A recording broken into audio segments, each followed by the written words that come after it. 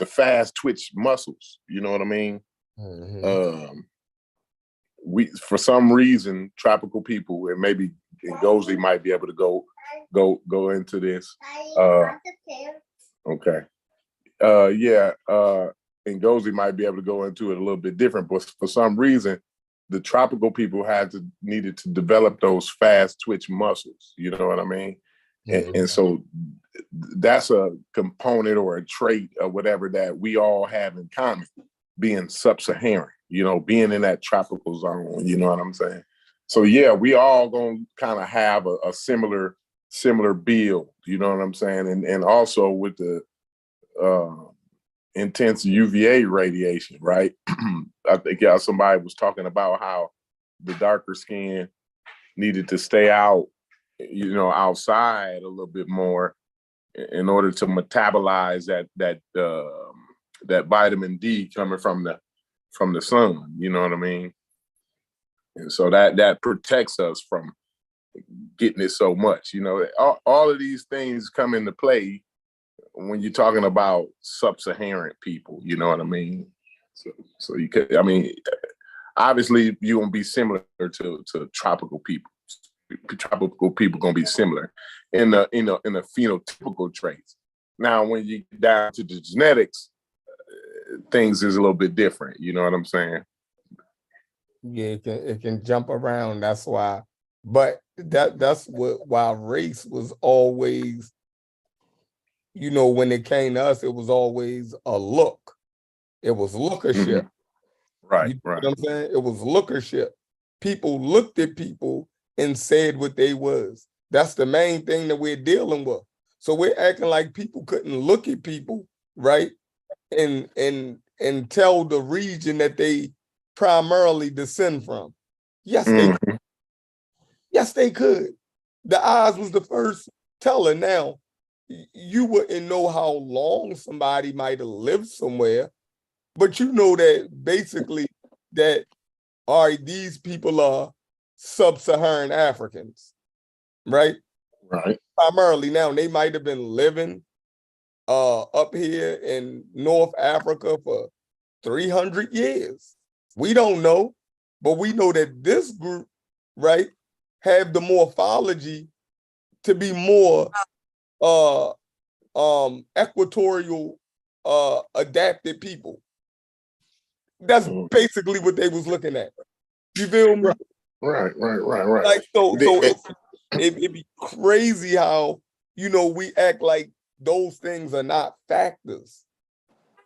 You know what I mean? We act like those, and I asked them a question because they said he said the Khoisan is indigenous to South Africa.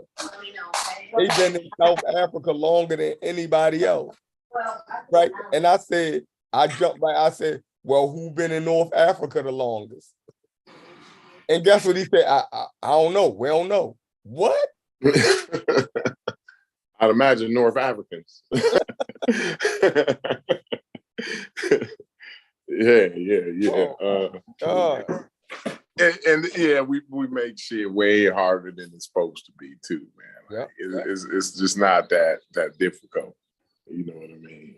And you just gotta think, like, nobody's taking off running for long distances through the desert. You know what I'm saying? Like, this is not something you want to get into doing, you know? So you wouldn't develop in the same way as those Nilotes, right? They take off running, bro, for long distances through that savannah. And, you know, even down there, it's a delta region down in Lake Victoria. You know what I'm saying? One of the most see this whole area, right? This delta region, right, is crazy. And even in the even up above that a little bit, it's a name for the region.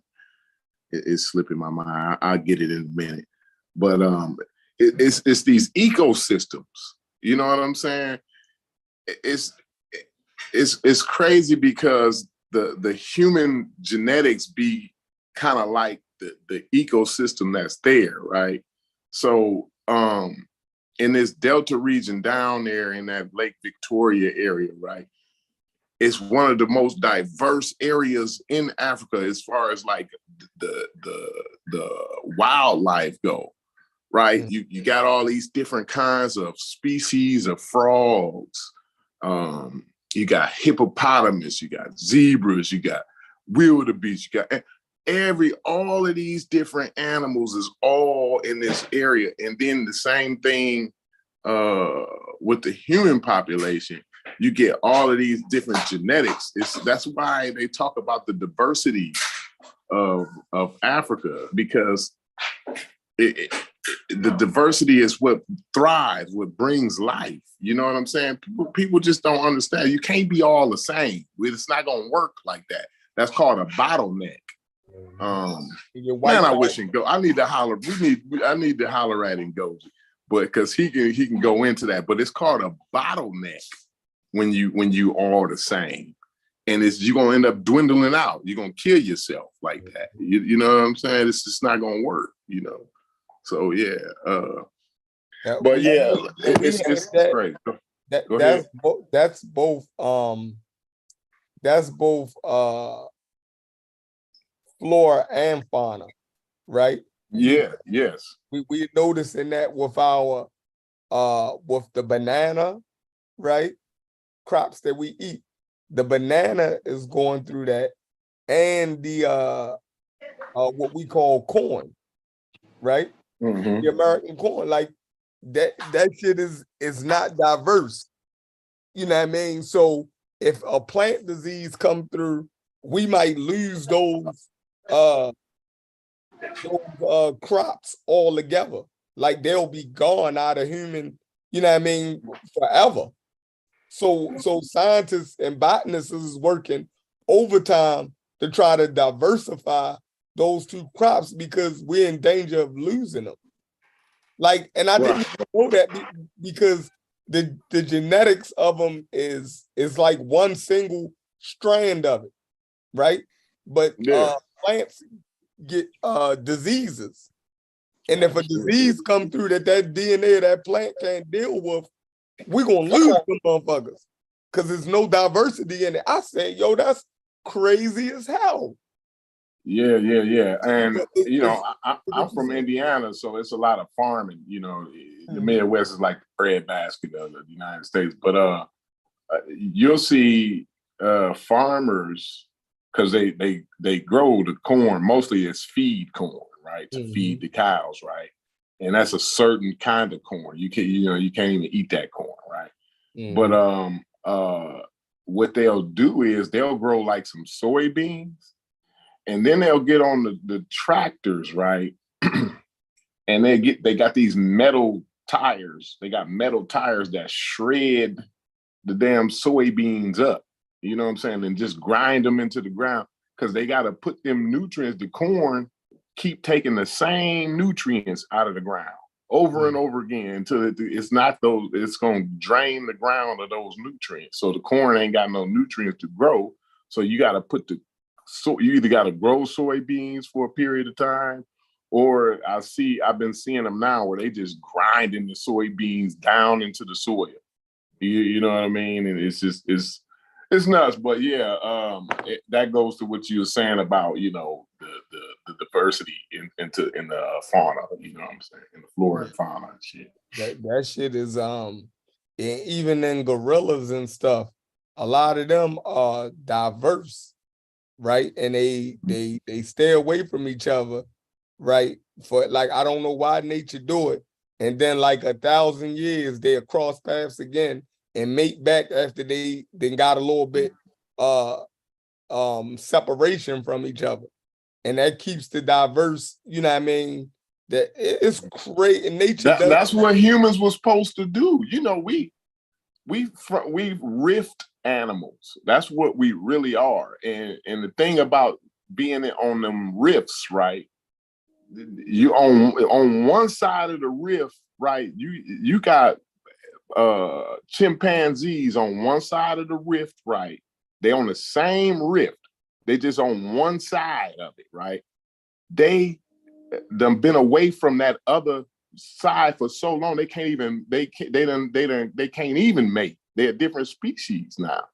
You know what I'm saying? Now some of them, you know, they get that far away, but some of them can go back in, and there's just a little bit of genetic drift where they can go back in and keep mating. But yeah, some of these they don't even they get too far away from each other. You know what I'm saying? It's crazy like that. So, but yeah, the diversity is driven. People got to go in and look at that Great Rift Valley, like, and really study, because you'll really get a good idea of actually who human beings are. You know, that's our natural habitat. You know what I mean? When you really look into. I think But they touched on that last night. I think Ngozi was talking about how you know well, East Africa going all the way up into Arabia, you know what I mean, all the way up to damn near Anatolia, you know, is one continuous habitable zone for early Homo sapiens. So, you know what I mean? And I think that's basically what you call the Great Rift Rally. yeah, I think it stretches all the way from the hinterlands in East Africa all the way out through damn near Anatolia. Yeah, up and through Levant and everything. Yeah, yeah, that's that whole area is that's where humanity comes from, right there. You know what I'm saying? And you can see by the way it's like it's the same thing with basically anything, right? It's gonna find the easiest way out, even water, right? Water gonna always find the easiest way to run. You know what I'm saying? And the easiest way to populate the world is going up through all the way up through the Great Rift Valley, basically from taking that Nile all the way up up out of Africa up into Anatolia. You know what I'm saying? Like that's the easiest way to populate the world, and so you know, logic will tell you to trace them steps back, and you'll see where humanity originated pretty easily. You know what I'm saying? Yeah, it was one point that I had on Unc and them show. I was saying that, you know, just saying that Diop was wrong, right? Just saying that Diop was wrong in terminology, that's a nasty breadcrumb to drop. You dig what I'm saying? Right. Like that's another nasty breadcrumb, right? Because they're gonna say, okay, he couldn't use those words, right? But is the people he talking about the same? You feel me? So okay, you can't call them Negro according to science, or you can't, it's no black. All right. But what people is he talking about? You dig what I'm saying? So you're leaving a nasty breadcrumb by just saying it, all of that is going to lead these people back to Black Egypt, right? And what proved the point was when I got on the panel, soon as I started talking after Unc said all of that, nobody fought him. You feel me? Soon as I said something, dude jumped all off the handle to me. And I'm looking like, Unc, you were saying the same thing. So why you not gonna correct yo and tell yo he wrong? You feel me? It's a breadcrumb. Yeah, I'm like, you see the breadcrumb, and the fact that I could see it coming a mile away, and I addressed it. And soon as I addressed it, a motherfucking Afrocentric nut flew off the handle. That's why I was saying the other day. I was like, man, I ain't really comfortable with the way they, you know, really explaining this Diop thing. You know what I'm saying? It's it's a little more than what they lead known to be, you know. But you know, it's like I say, you gotta kind of keep going at it to get everybody in the rails. You know what I'm saying? And, you got stragglers that keep, veering off and shit. So we just got to keep them in the rails, you know what I mean? But yeah, I can definitely see, just like you said, you can see it a mile away, them little breadcrumb trails, you know what I mean? Eventually leading back to Black Africa. And I got to give it to Gozy, man. He really, like, man, people, what the problem is, man, is sometimes shit is just too complicated. You know what I mean? And it's taken me a little while to realize that, right? Because I can pick up shit quick. You could just explain it to me good enough, and then you might have to explain it to me again. But I'm gonna pick up what you laying down pretty soon, right? And like when Ngozi, the thing is, all it took for me to do is just listen to him. Because at first, like 2 years ago, right, I kind of knew what he was saying, but I was always thinking like, he keep trying to like leave a door open for these niggas. You know what I'm saying? Like he's saying the real shit, but I think he trying to leave a door open. But in actuality, the nigga was going back and sealing the motherfucking door shut, right? He putting reinforcements on the damn door, right? Because it's all, we don't need to, we pass what we doing. We way past what we doing. This looker shit. Well, look at what he looked like. What this, they pull up a picture, and this is, I roll my eyes and gasp every time niggas start pulling up a picture, man. Hey, what this one look like? Is he, when they, like they did with your man's, what's his name that you just mentioned? Oh, yeah. They pull up a picture of him. So what he look like? And all this ambiguity starts to come into play, and we start getting confused, and everybody start arguing. That's when the argument starts, when you get these pictures. But the fact of the matter is, and what Ngozi is stressing is, we way past that. Only the conscious community deals with the looker shit and shit like that. We got genetics now. Mm-hmm. We can determine who these people is. We know if we find, we know the general, we can figure out the general population, the general genetic makeup of a population, right? Just like y'all gave the example of the United States, right?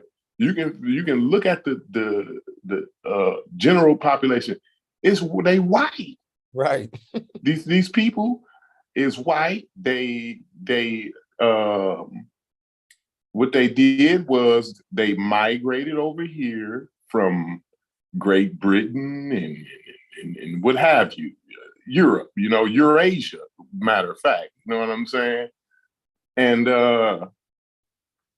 but you don't just do that. You don't, science, and I say it all the time, science always uses a multi-discipline, multiple disciplines to come to their conclusion.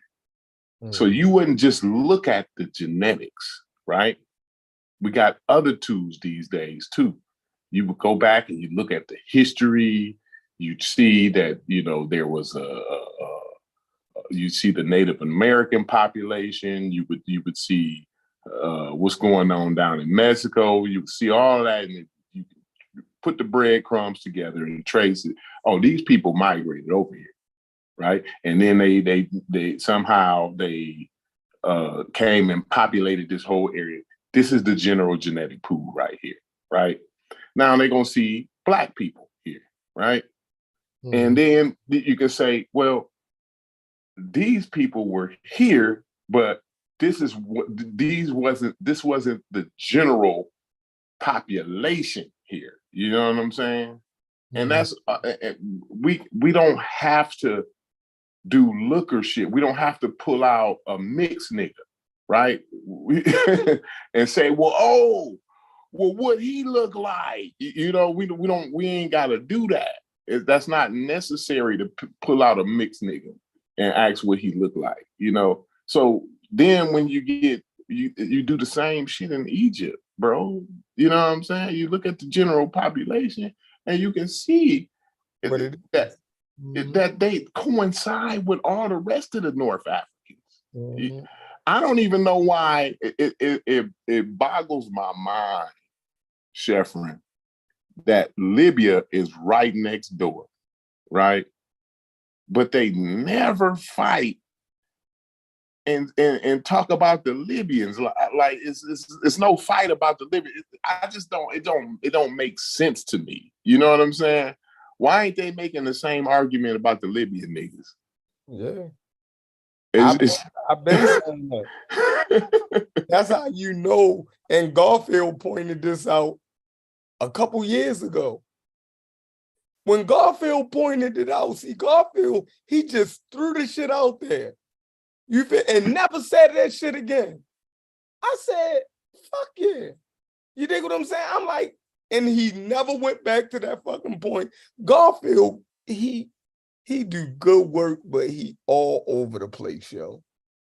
If he could he just into that Bible too much. He do good work on Egypt though. He be killing Egypt.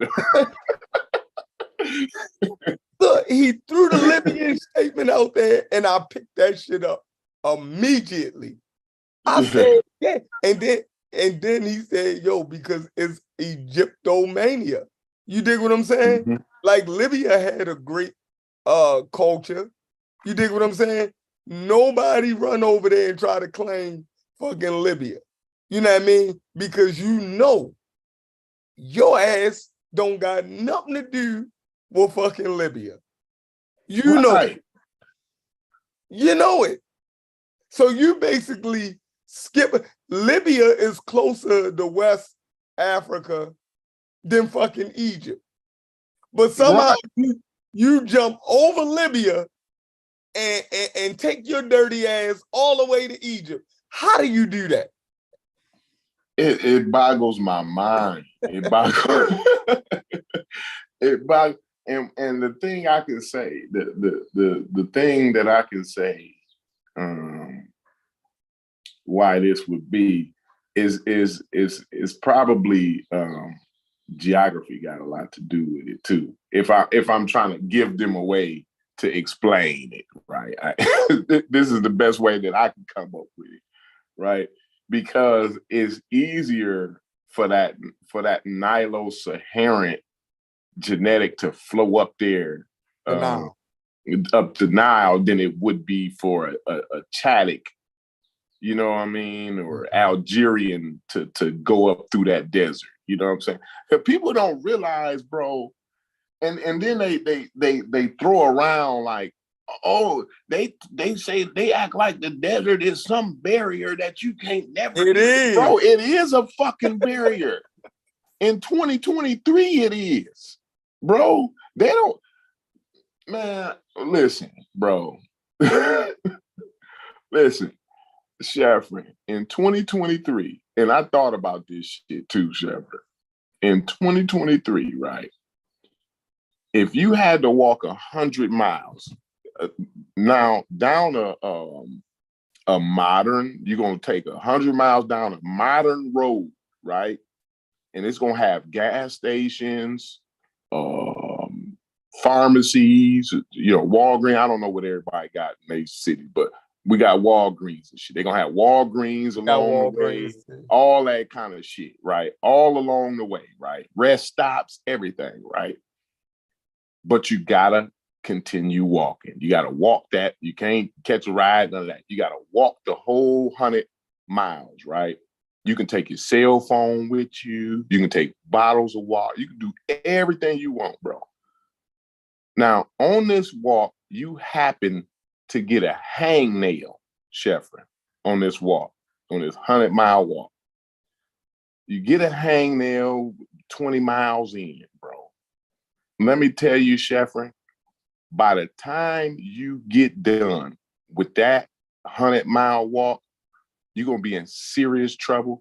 You're probably going to be risking infection in that toe that you got the hangnail in. Even though you stopped and you got bandages, you got you some Neosporin and, you know, whatever else, you antiseptic and everything. You know what I'm saying? You got you some Motrin or whatever it is you need for the pain or whatever hell. And still, Sheffrin, you still likely to be risking getting an infection and becoming septic on that 100-mile walk in 2023, bro, with your cell phone and everything, bro. So just imagine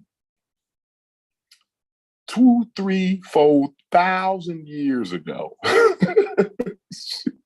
You know what I'm saying? Trying to cut through the goddamn Sahara Desert, bro. My nigga, if you get a mosquito bite halfway in through that motherfucker, your life is on the goddamn line, bro. Yeah. Believe me, and I ain't bullshitting you, bro. They think it's an easy job, bro, to make that, bro.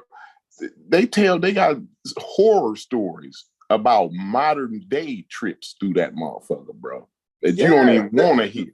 Look, the Africans, the sub-Saharan Africans, they try to get to Europe, right? Mm-hmm. So they got two hurdles to get through. One is the Sahara Desert, and when they get above the Sahara Desert, is getting across that Mediterranean. Right. Most of them perish in the Sahara Desert.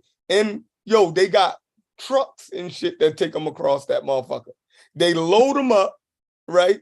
And they take, these people be hanging off the trucks. Sometimes they gotta throw people off the truck. You dig what I'm saying? If the truck start to bog down, you dig what I'm saying? And these people die in the fucking Sahara Desert, even using modern automobiles, Babies and everything. Babies and everything. I heard they be having to throw babies off that. Yes. In the Sahara Desert. Oh, you talking about people walking across that motherfucker? And they taking the shortest, Chef. They going north. Exactly. Chef. They not going east. You don't even want to think about a trip headed east through that motherfucker, bro. These people is going north in that motherfucker. So eventually, you're going to get to greenery here soon.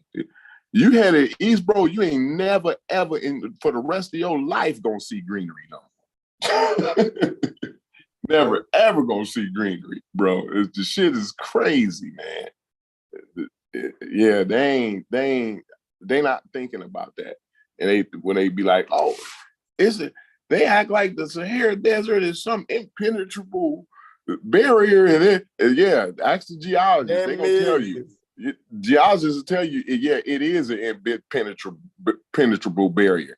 Just because you have some anomalies, you know what I'm saying, that you can point out some anomaly, now you thinking it's easier and everybody can do it and shit like that. It's ridiculous. You had groups. You had West African, or you had sub-Saharan African groups who knew how to move through the desert, right? They could plot their course from oasis to oasis, right? Yeah. So they came in contact with North Africans and Berber tribes, and that's where you see the mixture at. You dig what I'm saying? For the most part, the majority of sub-Saharan Africans were just sub-Saharan African, right? They wasn't up there fucking with that desert. You dig what I'm saying? Like, hell no. It wouldn't have been like, I'm trying to figure out like what West African nigga woke up one day and said he needs some lapis lazuli so bad that he need to cross the goddamn desert to go get it. You know what I'm saying? Like it just don't make sense to me. You know, it don't make sense when, you know, you got what you need where you at. You know what I'm saying? Now, I'm not saying like people didn't journey and they wouldn't no adventurers or no shit like that. But this, again, you're talking about anomalistic fables and shit. You know what I'm saying? Stories. You got Massive Musa, you know what I mean? All the rest of these stories and shit, you know. So And they talk about it, they always use Mansa Musa, right? yeah. Mansa Musa, look, Mansa Musa had to be the richest nigga ever to Ever. exist to do shit. You know how many people he killed trying to take his ass over there? You know what I'm saying? Like, not like, oh, he murdered him, but like these people serving him and trying to get his ass. I'm sure it was a lot of motherfuckers who died on that trip, bro. Yo had to be the richest nigga ever. So the only person they got on record that did that shit was the richest nigga to ever live on the face of the earth. Wow. Yeah. Right? Look at how the stretch that they got to go through. This man had to be the richest man to ever live. Okay, he was able to get from West Africa to North Africa, right? But he had to be the richest nigga ever. And what they don't tell you is that he had Berbers and North Africans under his what you call it? He was so powerful that he had vassal state Berbers and North Africans. Some of them was vassals to his kingdom. Right. Yeah, he could travel. You know what I mean? He could do his thug dizzle. He controlled so much. You know what I mean? That empire was vast. It stretched all the way into the Sahara. You know what I mean? It was, Berber vassals and all of that was under the Mali Empire. You dig what I'm saying? So. And plus he obvious, and that's obvious because when he Islammed out or something, you know what I'm saying? Yeah. And by am I mistaken that or what? No, he was going to Mecca, so he already was in contact with them. He was already in contact with them people. You know what I'm saying over there. So I mean, because how would he know about getting to Mecca? You know what I'm saying? Like, what? Yeah. But that's the point. Yeah. Said, I still want to know what's the Medunata word for Nigeria. It ain't one. Right. Sierra Leone. It ain't no Medunata name for Nigeria. These people ain't know nothing about no damn Egypt, and Egypt ain't know about those people. And that's just what it is. It shouldn't even be a hard thing. And now the new fight, which I don't think I'm gonna get into, right? Now they want to make the Ethiopians Egyptian. Yeah, they've been doing that. I already told you we're gonna end up down in Zimbabwe before it's all over with. You know what I'm saying? Yeah, they've been trying to get that whole Ethiopian thing, in there too, because they always talk about, those genetics and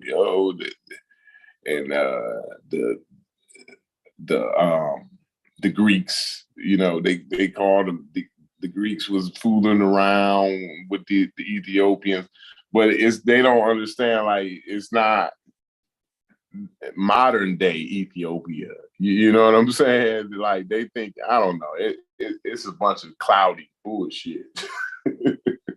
The Greeks and the Romans, check this out. The Greeks and the Romans made a distinction. They said the land of Ethiopia is South Egypt. Mm-hmm. Ethiopia, right, is south of Egypt. So everything south of Egypt is the land of the burnt face people. Mm-hmm. You dig what I'm saying? So black people is south of Egypt. They said it. It's what they said. So what do you think about that? In one moment, y'all use them as a source, But in the next moment, when they say something where they show a clear distinction. Now, is they saying that it was no Ethiopians above that? No, they not.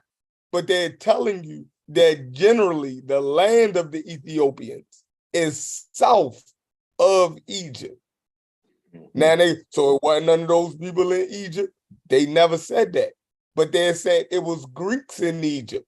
But the land of where the Greeks came from was across the Mediterranean. You dig what I'm saying? So the land of where these Ethiopians that you might see in Egypt, where they come from, it's south of Egypt. Right, yeah. Clear points. Yeah, that's a clear point. And and it's because they doing pure looker shit. These Greek motherfuckers is doing pure looker shit. And they're like, oh, okay. I see where these black motherfuckers, okay, I know where them black motherfuckers come from. South, okay. Yeah. Exactly. But it just, but like you said though, it's funny because, and this is another thing that boggles my mind. Why do they even bother using like these Greek sources, Herodotus and the likes, right? Why do they even bother? Because one minute you can't trust they lying. The Greeks is lying. The white man is lying. You can't trust them. But then when they saying something that you like, oh yeah, they told the truth right here. See, they telling the truth, right? It's a lot of double talk. It's a lot of double speak. It's crazy to me, man. And it's like, man, if I was doing that, if I could be honest enough to step outside of myself and be like, yo, bro, that don't make sense, man. Like either you're gonna say they credible or you're not. You know what I'm saying? Like, you can't keep going. They do the same thing with Wiki. You know what I mean? They'll talk shit about you using Wiki, but they sources is Wiki. Then they talk shit about academia, but academia. Then they talk shit. They called. They was I remember Smash. He was like, yeah, that's the Flinders Petrie's crew. They using Flinders Petrie's and this and other, and they sound like Flinders Petrie sound. But man, the man uses Flinders Petrie's to confirm most all of what he talk about. You know what I'm saying? And like, it just don't make sense to me, bro. Is Flinders Petrie this clown nigga that don't know what the fuck he talking about, or is he a good source? You know what I mean? Like, which one?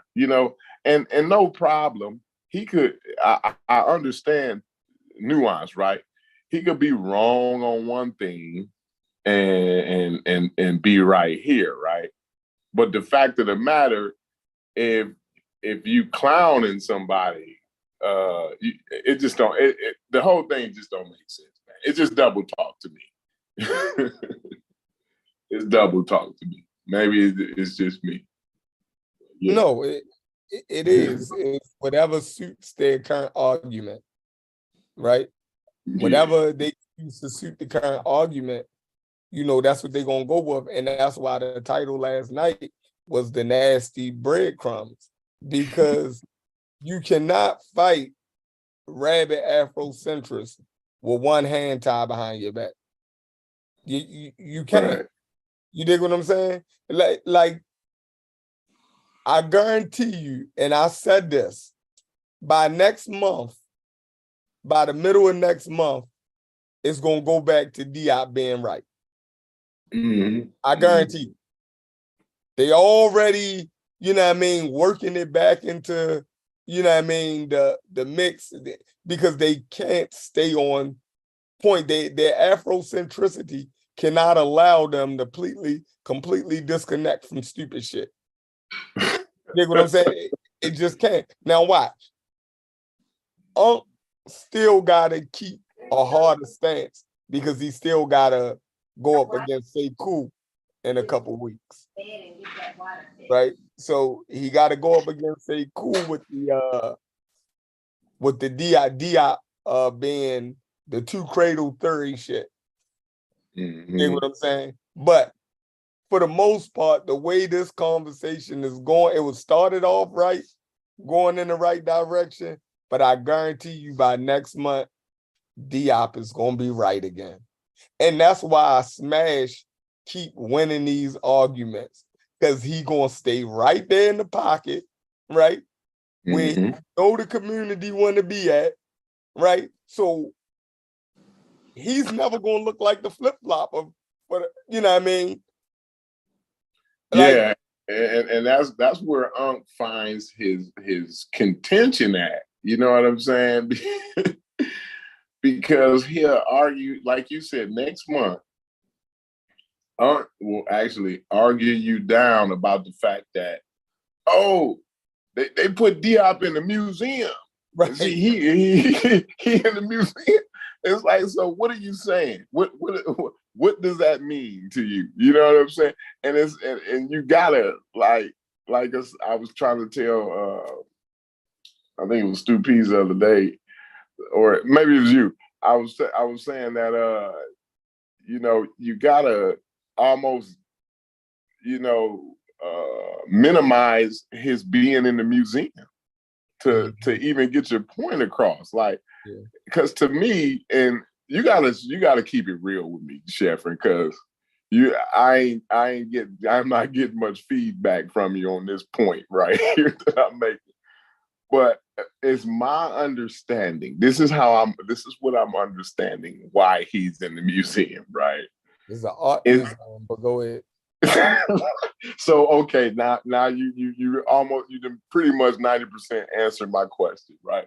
But the fact that he put some Egyptian art next to the West African art, like that was brilliant. That's brilliant somehow, and nobody ever did that before. And you know what I'm saying? So we want to give him recognition for that. What I be saying, Sheffrin, is that it's a lot of Blackology sympathizers out there, right? And this is what Mary Lethowich's complaint is, and this is why I identify with that lady so much, man. She was way ahead of it. She saw it when it started. She recognized it out the guy when it poked his head out. She recognized it, right? Mhm. The Blackology sympathizers is the worst because they lead the nasty breadcrumbs. You see what I'm saying? Mhm. They keep giving these sympathizing with these Afrocentrics and giving them participation ribbons where you wouldn't give other people. You wouldn't give a white dude because he put some Scandinavian art against some English art, right? Like what the fuck is that? Like, I don't mean to be rude. Am I terrible for that? Yeah. Chevron, you gotta keep it 100 with me. Am I a terrible guy for saying, bro, that's some bullshit, bro? I don't like who gives a fuck? Like, to me, this is my opinion. And I could be totally wrong about how I'm looking at this. Maybe it's another reason. It's a deeper reason to why he in there. Now, go ahead, elaborate on that shit. He's in probably the New York Metropolitan Museum because New York has a heavy Afrocentric population, right? And any curator wants to bring people into the museum. You know what I mean? Right. So that's one of the main things is getting people. A lot of those museums be free. You dig what I'm saying? Right. Yeah. So Yeah. you got to be having people coming in those motherfuckers in order to justify keeping the fucking doors open. Mm-hmm. Mm-hmm.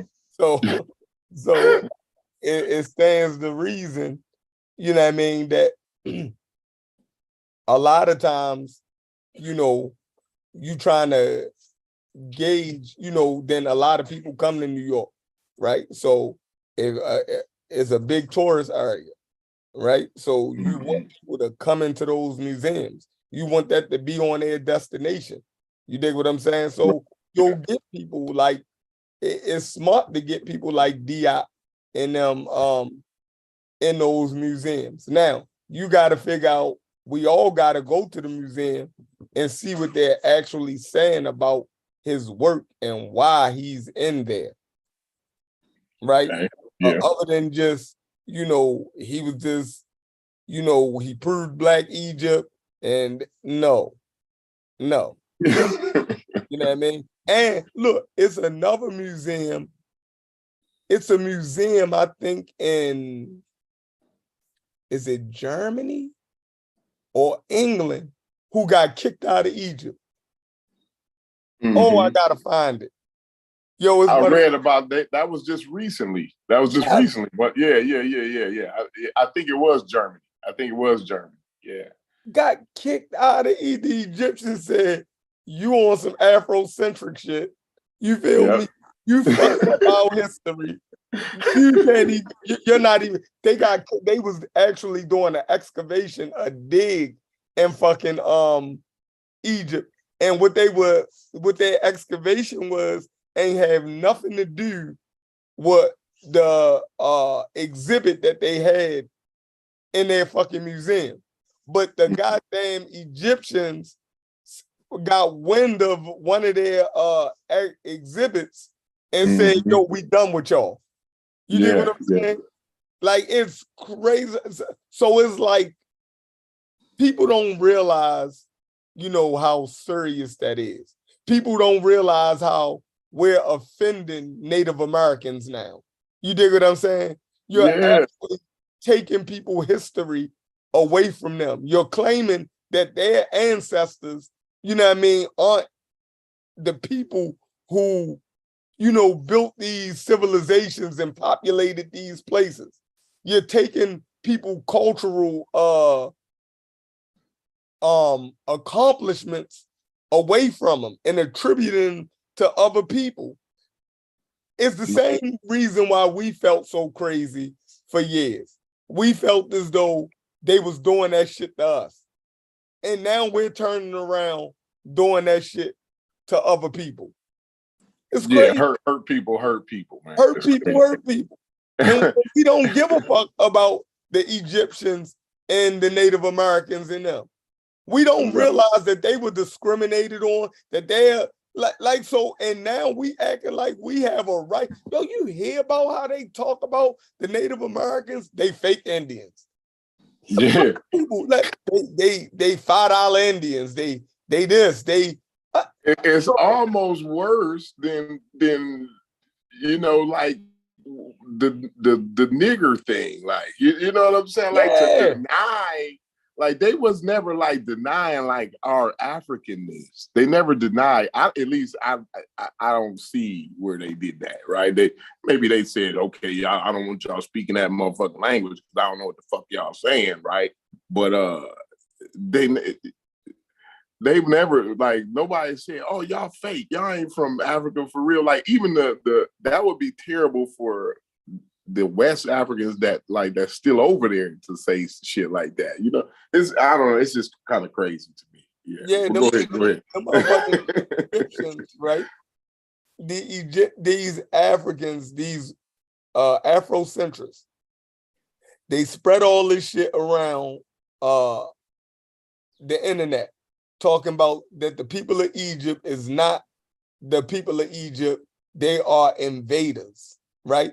That's not their people accomplishments. It was actually some Black people who actually built fucking like what? I mean, and we don't realize how disrespectful that is. And it's not only just the new conscious community or internet people. That shit goes all the way back to Dr. Ben and them saying that shit, right? Yeah. That shit is in written literature. So these people been taking this shit for over probably 40 years now. Yeah, that was international news. You know where I read that? I get the Apple newsletter. You know what I'm saying? And that was one of the headlines. bro. And I just read the headline, and then it was a small, short paragraph that went along with the headline to kind of give you an idea of what they was talking about. But yeah, it the shit popped up on my newsletter, so you know what I'm saying. It's going across the world that these niggas come in here trying to get paid off this Afrocentric, grift or whatever, and using our history like that that's not cool, man. And they're not taking that lightly. And it makes us look bad too, though. It makes us look bad, Joe. That shit makes us look crazy because it's like you're basically saying to a people, right?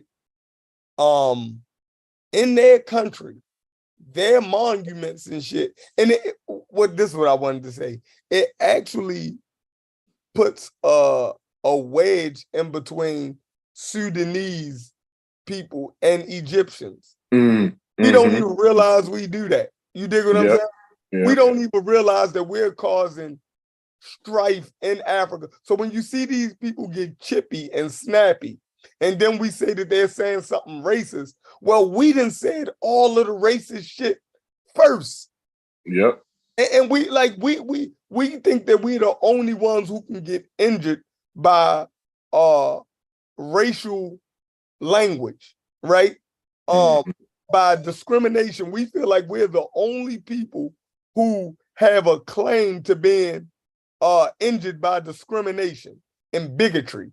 That's fucking crazy. You're telling these people that they are not the Egyptians. You're telling these people that it's another people that is actually the Sudanese people who started y'all civilization, right? Y'all taking credit for actually what the Sudanese did. The Sudanese taught y'all how to write. The Sudanese actually built y'all pyramids and y'all civilizations and gave y'all all of this stuff. It ain't you, it's really the Sudanese. Really? Like, and y'all think that shit cool? Y'all think that the Egyptians just supposed to sit there humbly and say, yeah, you're right. Or just let those African Americans say whatever they want to say. We're going to be bigger than them and not respond to that shit. No, they going to respond to that shit. And then you got niggas like Jabari taking trips and shit, taking trips of groups of niggas over there.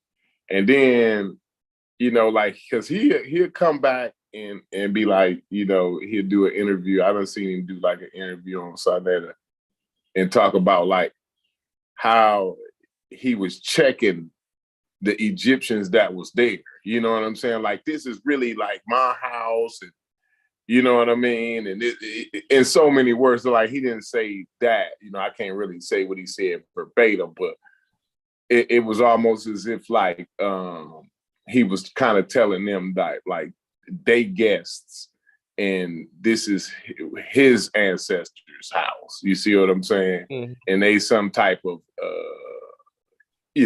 invaders rather. You know what I mean? It's so disrespectful. And it's like, bro, you lucky they don't peel your motherfucking cap, bro. You know what I'm saying? Like, you keep fucking around. Like, you let them, you keep fucking around. You know what I'm saying? And they gonna get fed up with niggas taking trips to Egypt. You know what I'm saying? And then, it's fine because they need it for the economy, the tourism and what else. I guess that's pretty much, 2/3 of their economy is tourism and shit. Right. But so it's kind of a give take thing there. But yeah, eventually, people get fed up with that bullshit. You know what I mean? And it's like if we don't have the racial conversation, they'll keep creeping back in. So for me, I don't mind having a racial conversation because it makes it clear, right? The fact when you try to take race out of it, which I suspect is a certain Afrocentric contention that want to take race out of it, so you can't talk about race, right? See, Unc and them is smart, yo. If you take race out of it, you make it more ambiguous. So so a person can have in their mind that the Egyptian can look like any motherfucking thing. You dig what I'm saying? So you don't, the shit is devilish, yo. Yeah. And you know who lends to that, and Ngozi might object a little bit, but I think that Soy Kita, he lends a lot of, you know, well, maybe I don't know, maybe he doesn't. It's just the fact that they might take what he say out of context, right? But I know they get a lot of that from some of the things that he said. You know, the whole no such thing as race. You know what I mean? Because you never hear this conversation. The whole no such thing as race anywhere else. We could start talking about the Chinese people and all that. You know, it's no such race. It's Chinese. You don't hear those things. You know what I'm saying? Like we could talk about anybody on the planet. As soon as we get to the Egyptians, now, you know, all race is a social construct, but everything we use is a social construct. You know what I'm saying? Everything is based on everything about humanity, right? Because we are we have actually evolved to be a social species, right? First of all, that's number one, right? So that just tells you the importance of social constructs, right? But the thing is, everything we use, math is a social construct. It's a language. Language itself is a social construct. It's an attempt to explain. Now, who the fuck is you explaining to if you ain't got no goddamn society? You know what I'm saying? Like the shit. The point of social constructs is for clarification. That's why we got social construct. That's why you got math. A math equation ain't no different than a sentence. You see what I'm saying? It's just a way to shortcut it to make it clearer, to leave out ambiguity. We have a certain nomenclature within mathematics, bro. So when you say this and this and this, when in mathematics, it means this. You know what I'm saying? So we're going to cut out all the ambiguity. We got certain descriptor words. And when you know what I mean?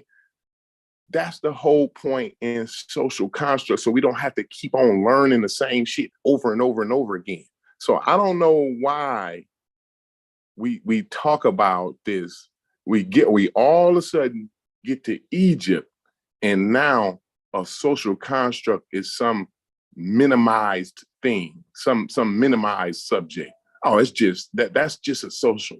When you use the word "just" in a sentence, that verifies that you're minimizing the subject matter that you're talking about. You know what I'm saying? So you know, when you go back to school, Sheffrin, just go back to, you don't have to go to college, bro.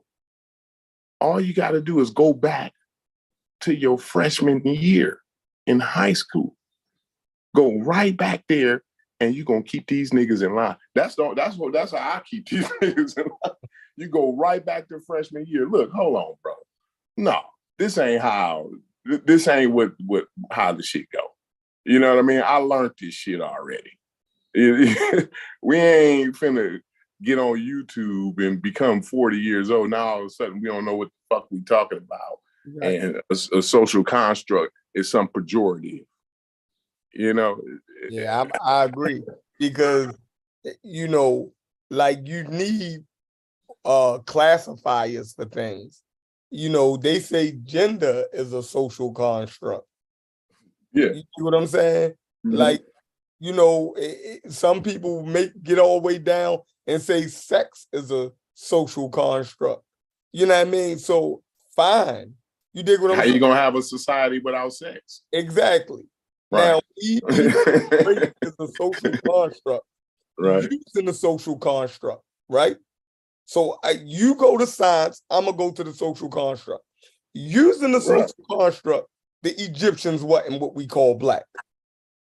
Using the social construct.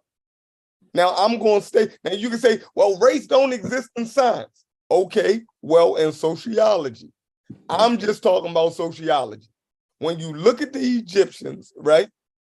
What we would classify socially as black and Negro, the Egyptians ain't them. That's where the fuck I'm at. You feel me? Yeah. That's where the fuck I'm at. So whenever people started to classify people as white and black and this and that and the third, the Egyptians don't classify with the black and the Negro. So, you know what I mean? Now, when you go to science, you can explain that shit away scientifically till you blue in the face. But we are talking socially. We was taught by Diop and them and Dr. Ben and them that the ancient Egyptians were black. They was using the social construct. So according to the social construct, right, it's been proven that the Egyptians wasn't black. And scientists have used the social construct and they said that the Egyptians was neither black nor white. That's using the social construct. Yeah, they made it clear. They clarified that. They clarified, and that's another thing. That's why I always like to keep bringing that up, because that it don't get no clearer than that. So but they make that hard. Look, they making it seem like that's saying. Let me tell you what it's saying. Yeah, but let me tell you what it actually means, Sheffrin. And it don't, and mind you, Sheffrin, it don't get no clearer than this. What that means is you can sit a white guy down right in front of you, Sheffrin. You can look him square in the eyes, bro, and tell him, yo, the Egyptians, no, they was not you. They wasn't you, bro. Right. Move over, go sit the fuck down. Next, you're gonna sit a black guy down. You're gonna sit a black man down, right? You're gonna say, hey, bro, the Egyptians was not you. And you will be 100% correct, because that's what the experts said. Period. They didn't say nothing. If nothing else was clear, as far as what we've talked about in 3 years, Sheffrin, it's more clear than anything that they wasn't black and they wasn't white. That's the most clearest thing we can talk about. Period. So those go ahead. So those crazy Europeans can't claim fucking Egypt as being white, and the goddamn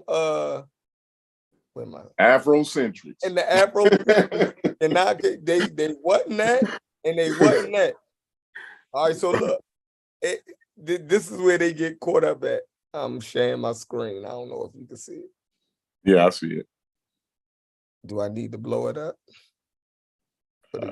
Pretty decent on mine. I got my glasses on though.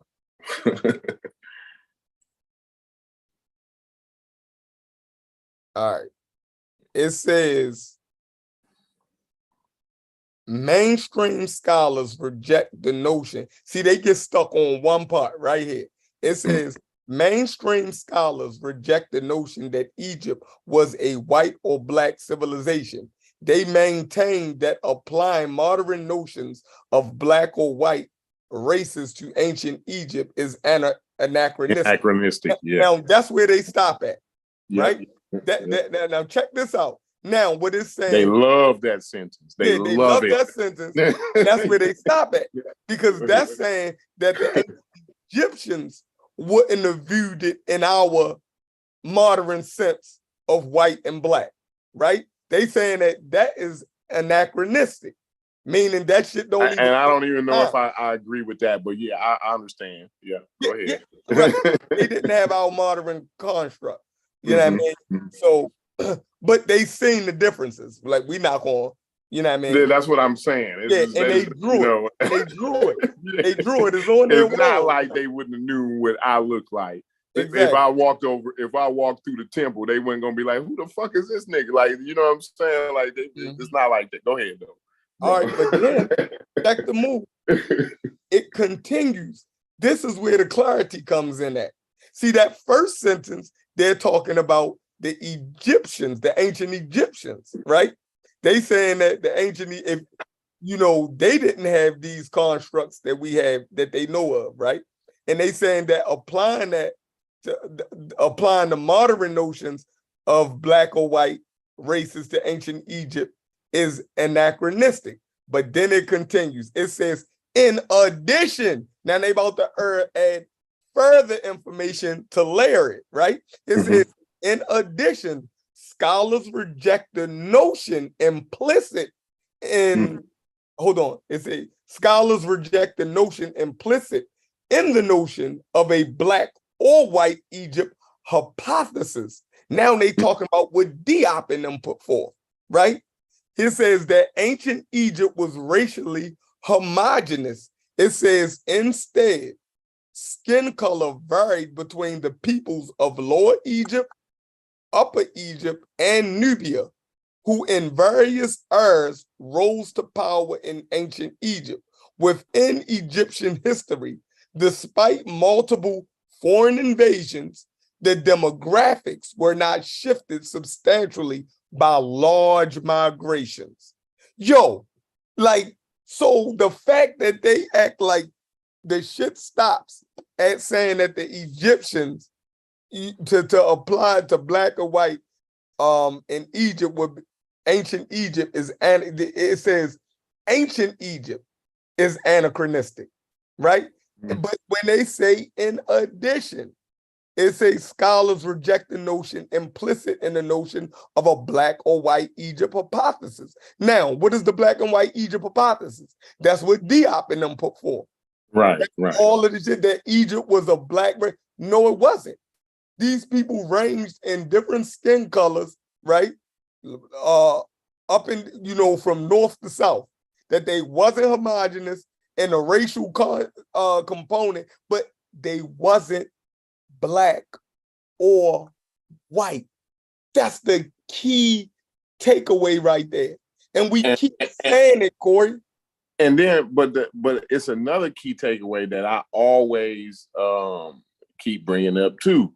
And at the end there, when it talks about not being, it says the demographic were not shifted substantially by a large migration.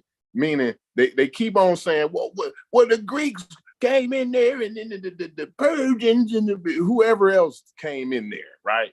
What they saying is, bro, they wasn't changing the goddamn population in this motherfucker. Or the Nubians. Nobody was changing. These people is these people, bro. You know what I'm saying? They wasn't coming in, and all of a sudden smallpox, you know what I'm saying, killed all of the real Egyptians, and now the rest, you know, these other people is the people that just came in. Like, it's not, you know, there's nothing saying that here, bro. You know, I keep trying to make that clear, but then they keep saying, well, go get that. And it's what, and I ain't heard from my mans in a long time. Damn it, what's his name? Mike, my man's Magic Mike, man. He keeps saying, and it's what I'm stressing now. That we did this already. It's no need to keep saying, go get the source, bro, because we read it already. How many times have we read this article, Jeffrey? You know, it's just, it's repetitive, and there's no need to go and do some presentation because the work has already been done already, bro. You just got to look at it. You got to open your eyes, and you just got to look at it. They purposely putting their hands over their eyes and shit. This is why I'm like, I'm done with the go get the source shit. That shit's, bro, Shut up, read every because y'all can't source even that we read. blew Y'all in ain't the even face. reading the shit right when we do go get it. Right. You know, shit's crazy, bro. We didn't read these sources till we blew in the face. And then, if you don't understand them by now, you ain't gonna ever understand it. And it's the You feel wiki. The wiki is made for us to understand it. That's why that's why they broke it down to you in plain English in wiki. They ain't speaking all of this, you know, jargon. You know what I mean? And even if they have a word that you might not be familiar with, it's blue. It's highlighted blue. So go ahead and just put your clicker over it. And then, you know, it's just, I don't know. I'm done, man. This shit's crazy, man. Yeah, but they can't even pass a freshman class. They wouldn't even get past like a freshman logic, you know what I'm saying, type class in high school, I mean. But go ahead. Yeah, because like I said, it's these breadcrumbs that constantly get dropped. You dig what I'm saying? And it makes us push back even harder. You think I don't be wanting to just agree with my brothers and just go on about dealing with other fucking topics? You dig what I'm saying? Right. Yo, but y'all keep dropping these nasty breadcrumbs, right? And then you might decide to beef with Reggie today on something. You might decide to beef with Smash today on something. But by next month, y'all gonna be saying the same thing again. Yeah. You could be arguing with all three of them at the same time. Yeah, so I'm like, yo, what the fuck is really going on? Like, because Reggie and Smash ain't moving. No. They ain't never fucking move. They clear. Yeah, Reggie and Smash. If you disagree with them today, right? You're gonna have to disagree with them niggas tomorrow. These niggas thorough. You feel me? Right. They know what the fuck they saying, and they say what the fuck they saying. Their shit ain't never changed. So my thing is that rift is going to be there if you're honest. Yeah. Look, you make a clear distinction between what me and you were saying. And for the most part, I felt as though we was closer in line to what you were saying. But you went against us to go all the way to the fringe of what they were saying. When you know that you were closer to saying what we were saying. Now, is there some nuances that we gotta, hammer out? Yeah. Right? But the fact that you agree with them shows how far to the left you really are. You feel me? Yeah. And the thing is, or you just got a problem with me. Like no. What it is I think they this is an issue for me. I believe that, like Unc in particular, I believe that he don't think that like the community can handle the notion that we ain't got shit to do with Egypt. You know what I mean? Like, so it's like he want to let them down easy, but with that, what comes with that is you draw a rift between the total ones on all the way on the left, you know what I'm saying, and between yourself, right?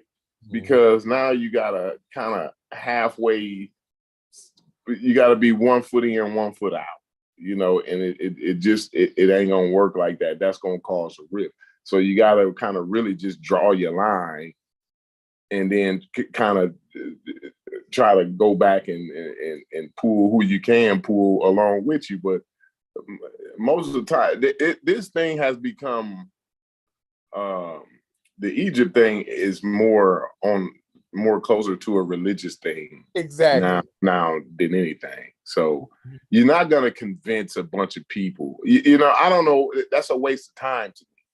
trying to convince a bunch of Christians that, Jesus didn't walk on water. You know what I'm saying? It don't, like, why? Why would you even try to waste your time with that? That's crazy. So I just have conversations with them, and you know what I'm saying, and just ask questions and shit. And then they go crazy when you ask a question because they think they be like, well, they go down a whole rant because you asked a question last night, and then he went on this whole journey. And it was like, bro, that's not what he asked you. Right. Off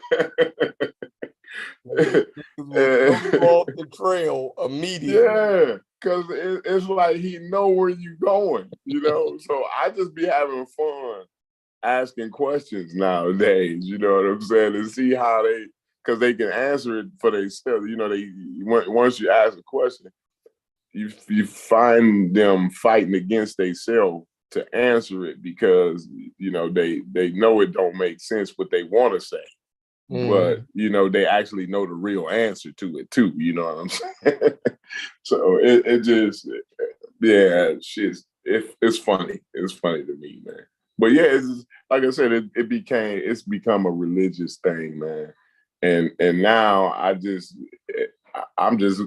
look at it like the Hebrew Israelites, bro. Like niggas, it's funny to me, man. It's funny,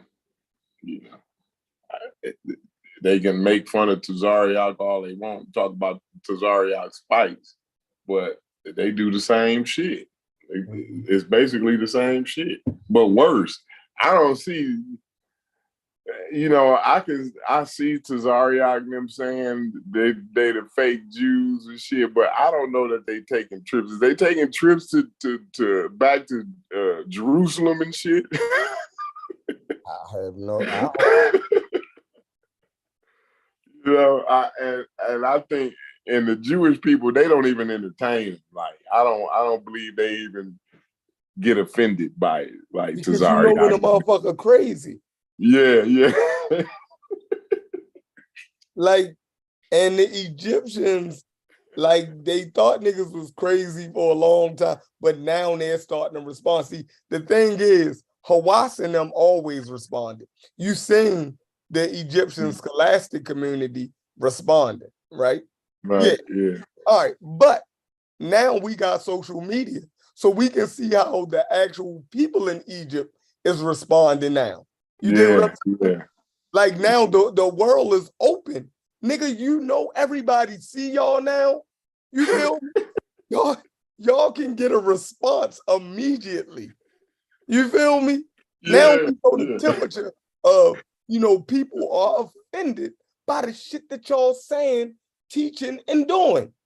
The same way we didn't know before when what's his name? Van Sertima and that white boy did all of that shit about they came before Columbus, right? The internet didn't exist. We didn't know that motherfucking Native Americans and Mexicans and them were highly offended. We thought that we could just go around and offend other communities, right? Now that we got the internet, we can see that these people are just as human as us, and they are offended by this shit. Right. And these niggas will not stop. And they don't care. People. And I keep, man, I'll be saying shit over and over.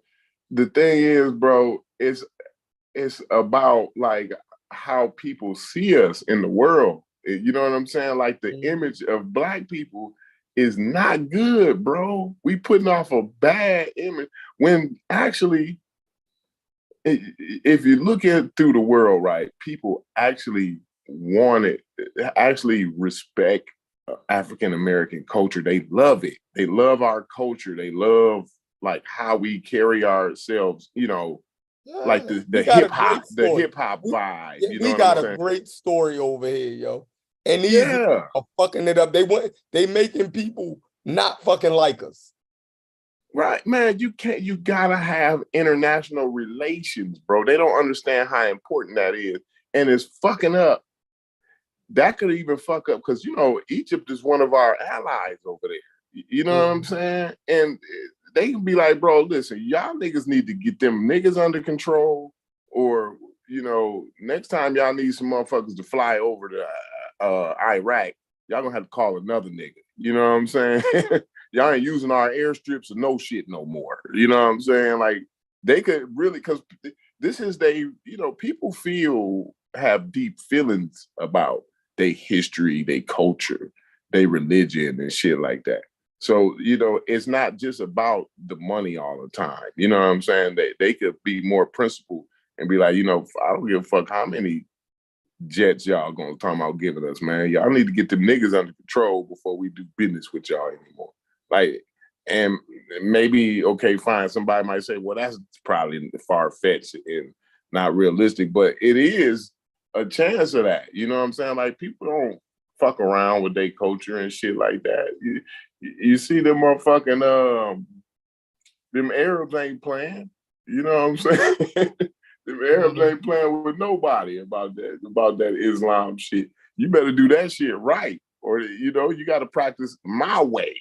This is the way the Quran said, nigga, I'll chop your motherfucking head off. You know what I mean? Like, people serious about this shit though. Well, yeah, it all in all though, it does fuck up international relationships though, man. Yeah, it do. And what we need to do, right? And that's one of my main things. Why, I say something about it for the most part, because I feel like Rabon and them do a good job on the Native American crazies. I feel like they got that under control. They got all of the weapons to deal with these niggas, and they do a good job in pushing back, right? But I feel as though we're the only ones that do the pushback with Egypt. You dig what I'm saying? This Right. culture. Garfield do a good job on the pushback of Black people trying to steal Israelite culture and history, right? He go into the Bible and tell these niggas that's not y'all. But I feel like we're the only ones, right, that try to do the pushback on fucking Egypt. You dig what I'm saying? Right. Like, and it's like we not getting no fucking help. You know what I mean? No. Like, everybody help out. All we got is Gozy. That's all try we to got, go and clear it up, but they don't. And you got to be willing to listen to Ngozi. You know what I'm saying? Because he ahead of them too much. That genetics is too hard for them to understand and everything. Hell yeah. That's it's like we fighting with and we're fighting the biggest battle. You dig what I'm saying? Because that shit is actually ingrained in the conscious community. Fucking Egypt. You dig what I'm saying? That shit, they don't really have no Black scholars and real serious movement with the Abels and the Hebrew Israelites. You dig what I'm saying? But the motherfucking Black Egypt goes all the way back to motherfucking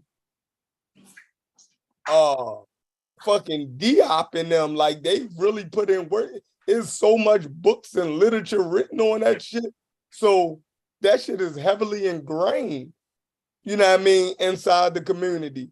That Hebrew Israelite shit, most people come to the conscious community, even Hebrew Israelites in them, right? Mm-hmm. For the most part, the reason why they have a different take on the Bible is because they found something wrong with the Bible. You dig what I'm saying? Right. In religion. Yeah. You dig what I'm saying? So even that is some type of protest against the what's been taught to them, right? So, but for the most part, the community, most people that come in this community has a disagreement with religion and the way history been taught. You dig what I'm saying? So that's why I be saying all of these niggas is nothing but biblical niggas, bro.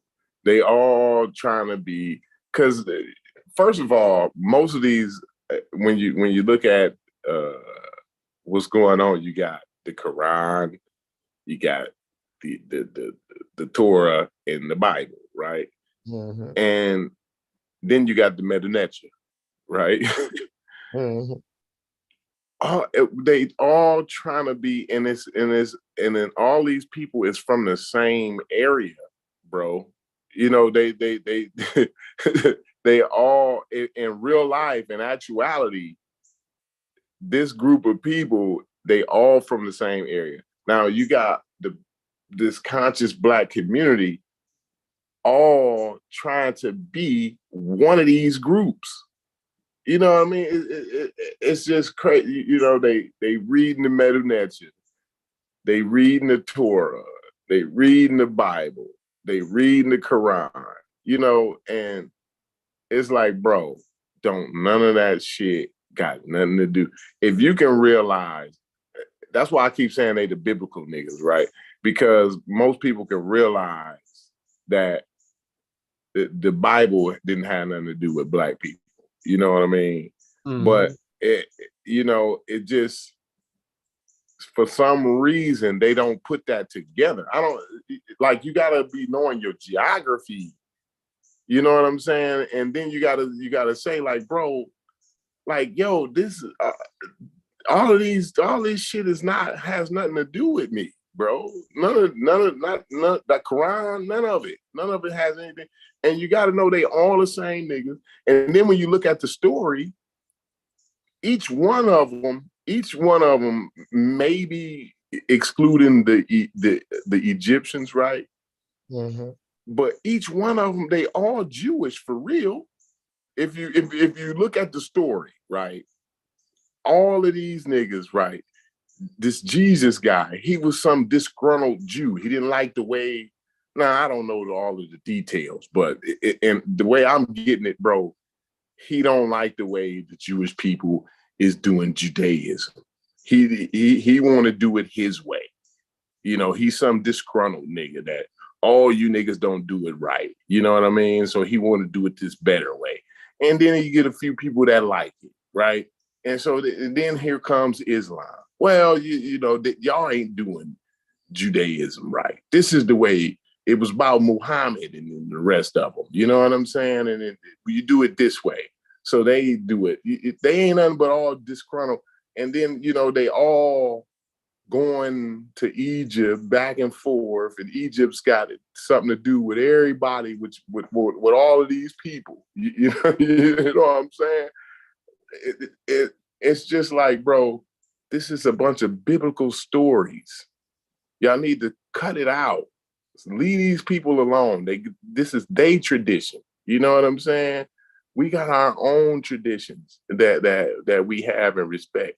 Quit running around trying to be biblical niggas. That's all I don't mean to go on, man, but that's just how I feel about it, man. No, it's true. The only reason we lord over Egypt the way that we do is because the first time we read about Africa, right, it was through Egypt, and it was because our grandmother might have took us to Sunday school. You dig what I'm saying? Mm-hmm. So, you know, that connection runs deep. And since white people and the Bible is so concerned about Egypt, and Egypt is in Africa, so now you think Black people, you know, has some relevance, you know, to that story, right? That, right. It means something, right? You're right. It's all leading back to the Bible. It's all leading back to that region of the world, you know what I mean, where these people, because of their religious myths, have more precedence, right?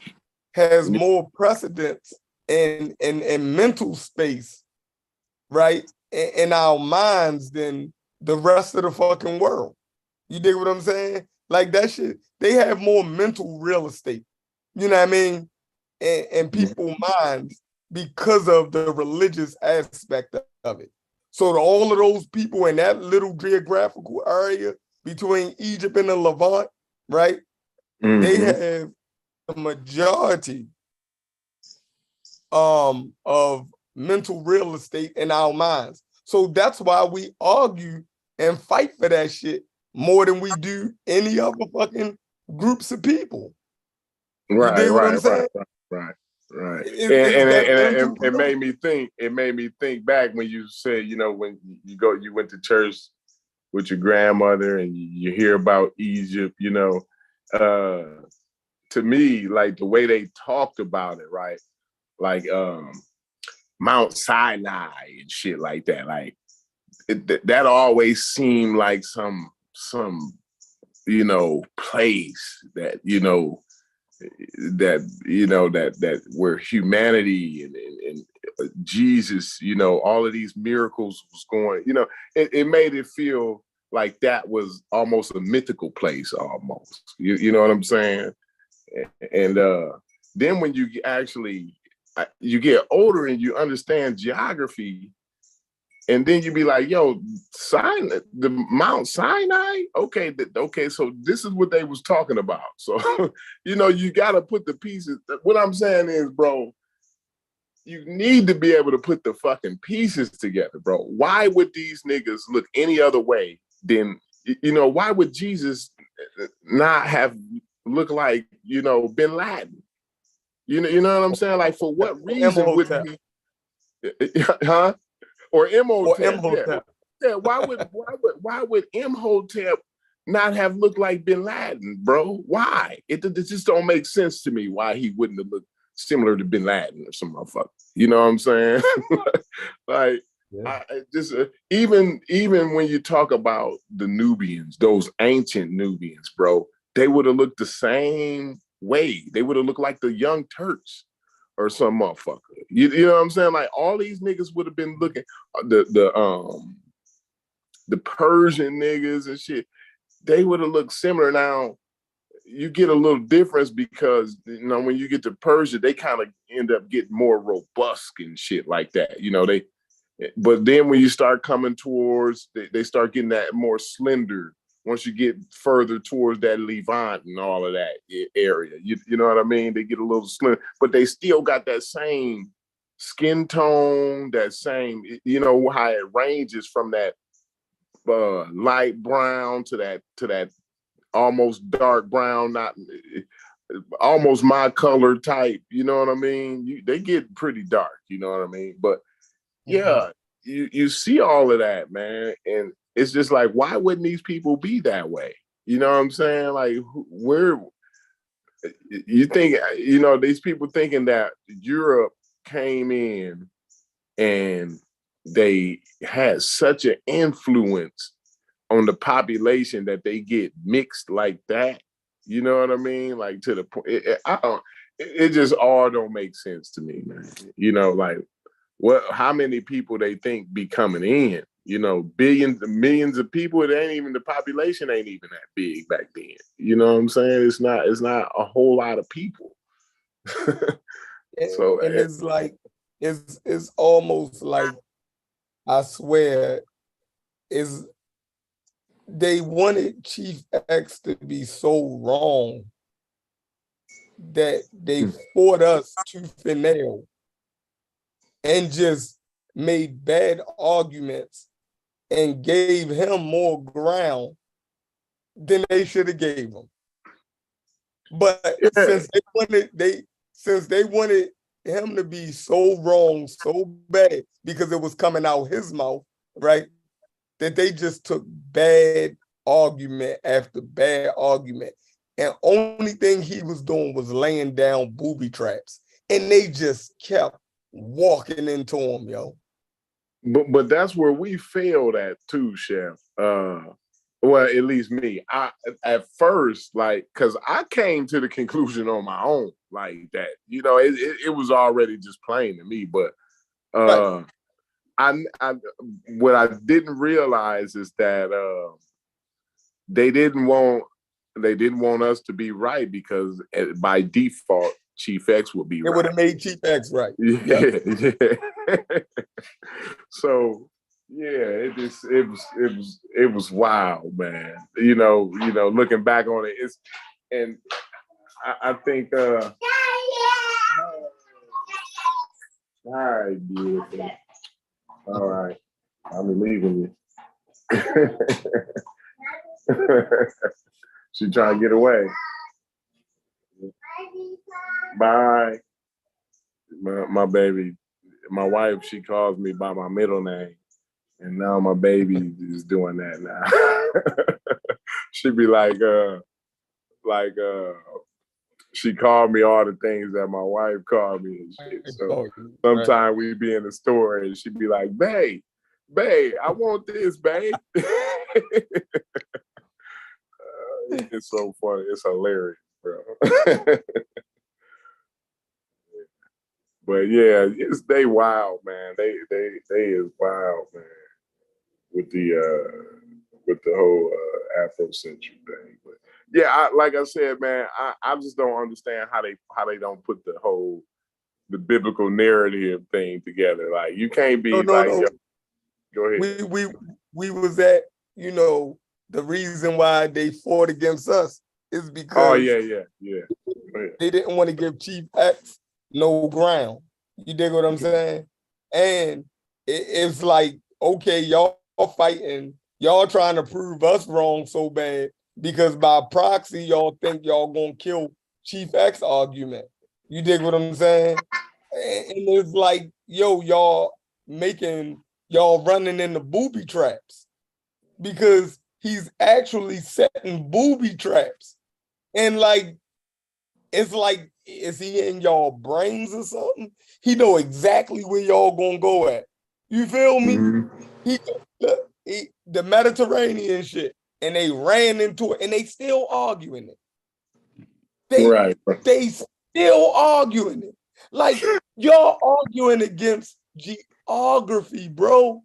Like at some point, yo, the man can't be wrong on everything, yo.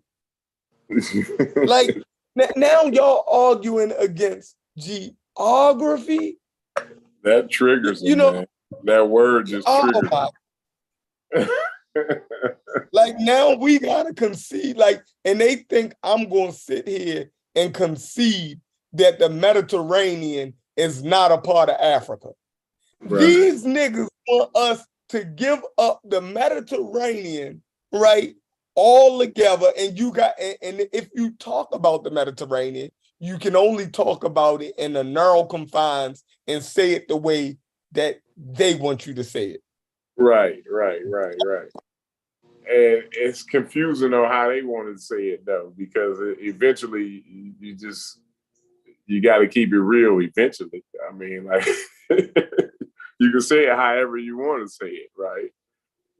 I mean, you can tell me I'm an African American, a black man, a nigga, whatever. You can say it however you want to say it, but it's coming to one conclusion here. You know what I mean? Right. But go ahead. Egypt was the first Mediterranean. Egypt gave rise to Mediterranean culture. Bro, however, all of those people that live around the Mediterranean, that's why we call them Mediterranean. Whichever scholastic way you gotta put it to make yourself, feel right. You dig what I'm saying? Because, first it don't have a Mediterranean culture because what he said, the culture wasn't born in the Mediterranean. Right. Nobody's culture was born in the Mediterranean. Everybody took their culture to the Mediterranean. And then they started to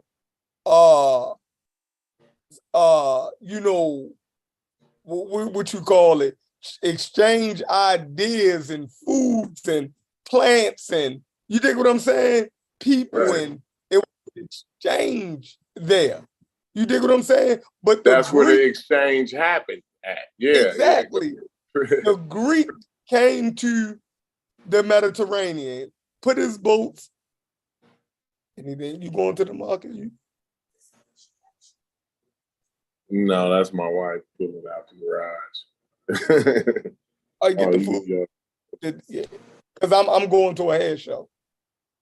I got to work the table for the school. All right. Yeah, it's overtime. Okay. Yeah, so Yeah. You make sure you get paid for that, right? yeah, she ain't letting me do nothing without us Right. getting off for it. My wife be She on it too. like it's Sunday. You know what I mean? Like is they paying you? Cause you know I go do shit just for the Yeah, fuck. yeah. You know what I mean? Because I like to give back to the students. You know what I mean? Like if the Right, students right. gonna go, you know, I'm the senior teacher, I go just to support them, right? But it's a barber expo, and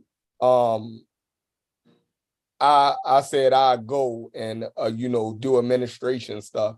Like if people want to sign up to come to cosmetology school or whatever, you know, I you know, help with the administration and lead the people in the right direction. But it's a few of our students that's in one of the barber battles. So I said I'm definitely going to support them. I was going to go either way, to support the students that want to participate. But you know, she Right. like, yo, make sure, you know, if you're gonna be working, they better pay your motherfucking ass. Cause I just show up just to, you know what I mean? I do whatever. That's the type of person I am. No doubt, no doubt, no doubt. And you I know, do a little bit of your charity girl work. always think a motherfucker gonna take advantage of you. So Absolutely. they Absolutely. like your pit bull. Like you probably got a family member who will call you and be like, Corey, yo, can you come look at my step show? You feel me? Like Yeah. after a while, your girl gonna be like, look, these motherfuckers better start paying.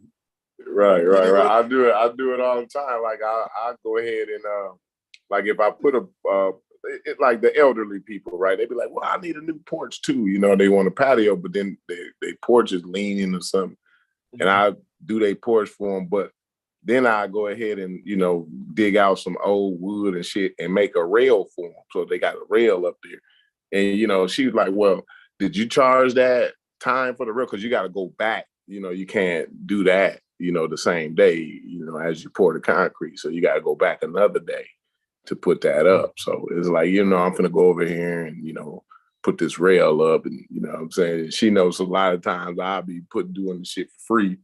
And she'd be like, you getting paid for that? Did you charge that on the bill? yo, they Like, they no, I didn't do it. sound just like my people, yo. I swear. That's crazy. Look, I will sit and cut hair for free. Right, right. I mean, sometimes, some days I just, yo, you good today, yo. You feel me? Mm-hmm. Right, Hey, right. look, what? Huh? All right. Yeah. But yeah, so she definitely look over because you know we work together. And she'll see motherfuckers getting up and I give them dap and she be like, no, he was good today. You feel me?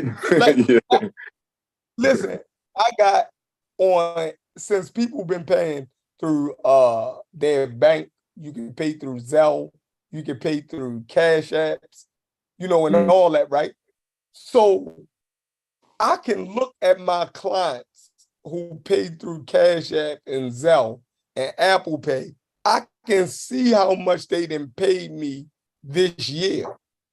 right. So sometimes I go and look at their name and see how much they done paid me this year so far. When they come in, I'll be like, yo, your cut today is free. Yeah. You feel me? You are over, like you are over damn near $1,000 and we only in the 8th month. You dig what I'm saying? Right, Of right. the year already. Like that's fucking crazy. You Yeah. come every week, you pay me $60. I only charge $45 for a haircut.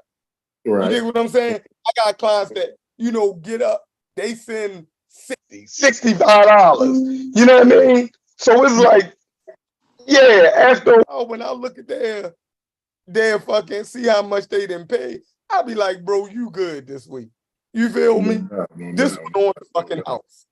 Yeah, yeah, You know what I yeah. mean? You gotta You pay it paid up. forward. You gotta pay it forward. 'Cause Yeah. the supply companies that I work with, like where I get my materials from and shit, even the ready mix concrete company, like sometimes I'll be putting up a fence or something, and I just need a little bit of concrete. You know what I mean? They'll send a truck out, be like, yo, just make sure you tip the driver, bro. You know, we ain't even gonna bill you for it. And I'll be like, yo, they didn't, y'all, I call them, be like, yo, y'all didn't bill me, man. Y'all didn't hit, I didn't get the receipt or whatever. They be like, yo, we didn't bill you for that, bro. Go ahead. You know what I'm saying? Right. Make sure you tip the next driver that come out. You know what I'm saying? So, it's a, you got to pay that forward. You know what I'm saying? So I always make sure I pay all that forward. You know what I'm saying? By giving, that trickle down to my clients. You know what I'm saying? So yeah, that's a fact. I do that, and she understand now. You do what I'm saying? What I be doing, right? But at first, because it'd be a whole family. I'd be like, yo, he bring him and his 3 sons. Do you know how much money that is? You feel me? This man is consistent. Yeah, I'm cutting him and his sons for free today. You dig what I'm saying? I always look at my schedule and I choose somebody, you know what I mean, to cut for free, or one family I choose to cut for free. You know what I mean? Because and you never know if a person might have needed that, yo. Man. You feel me? They don't think that's the problem. That's what I be talking about, the capitalism run rampant. Because my wife, she from the corporate world. Like, she a nurse, but she done switched over, and now she worked for the corporation now. You know what I'm saying? So she ain't it's greedy. You know what I'm saying? And I tell her all the time, it's like, bro, babe, these people is greedy. Her, she is like the director of operations. So it's all about minimizing the cost of the operation. Right. You know what I'm saying? And it's like, and they get incentives to minimize. That's the dangerous part of it. You know what I'm saying? So they get bonuses and shit like that. You know what I'm saying? And it's based on, the amount of how they minimize, you know what I'm saying? Now they got other points and things to get they bonus or whatever. But the main thing is how well you made the operations go with the least cost. That's her job. You know what I'm saying?